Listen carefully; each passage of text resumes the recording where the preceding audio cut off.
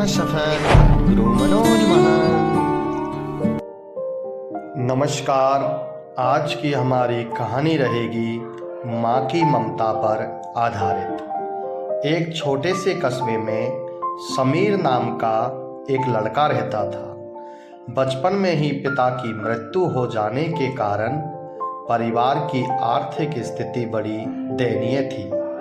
समीर की माँ कुछ पढ़ी लिखी जरूर थी, लेकिन उतनी पढ़ाई से नौकरी कहाँ मिलने वाली थी। सो घर घर बर्तन मांज कर और सिलाई बुनाई का काम करके किसी तरह अपने बच्चे को पढ़ा लिखा रही थी। समीर स्वभाव से थोड़ा शर्मीला था और अक्सर चुपचाप बैठा रहता था।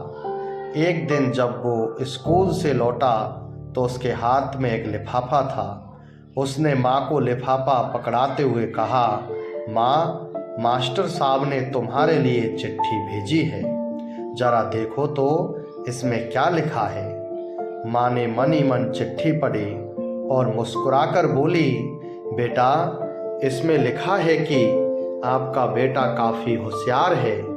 इस स्कूल के बाकी बच्चों की तुलना में इसका दिमाग बहुत तेज है और हमारे पास इसे पढ़ाने लायक शिक्षक नहीं है, इसलिए कल से आप इसे किसी और स्कूल में भेजें। यह बात सुनकर समीर को स्कूल न जा सकने का दुख तो हुआ, पर साथ ही उसका मन आत्मविश्वास से भर गया कि वो कुछ खास है और उसकी बुद्धि तीव्र है।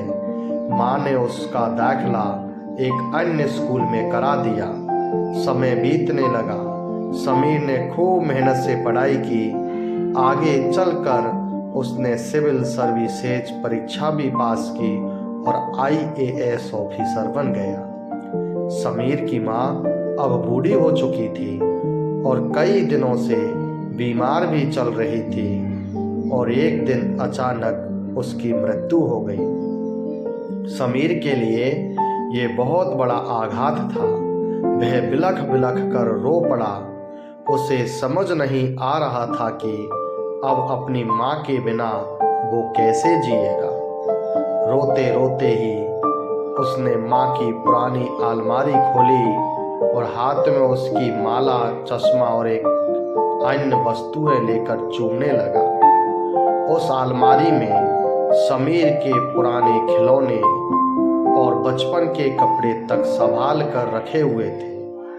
समीर एक एक कर सारी चीजें निकालने लगा और तभी उसकी नज़र एक पुरानी चिट्ठी पर पड़ी। दरअसल ये वही चिट्ठी थी जो मास्टर साहब ने उसे 18 साल पहले दी थी। नम आंखों से समीर उसे पढ़ने लगा।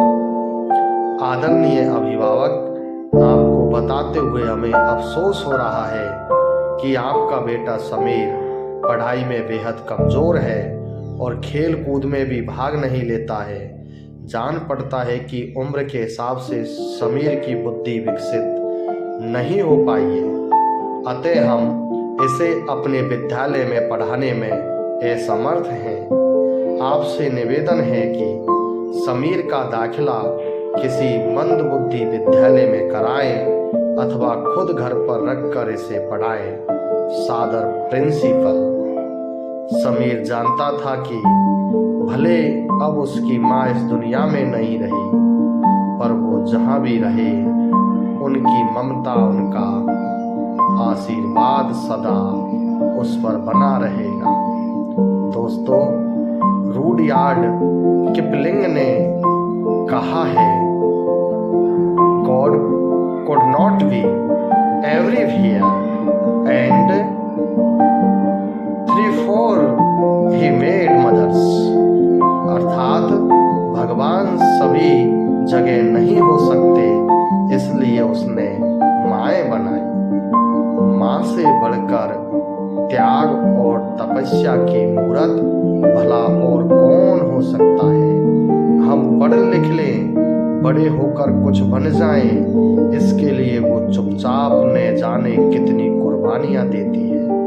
अपनी ज़रूरतें मार कर हमारे शौक पूरा करती है। यहाँ तक तक कि संतान बुरा व्यवहार करे तो भी माँ उसका भला ही सोचती है। सचमुच माँ जैसा कोई नहीं हो सकता।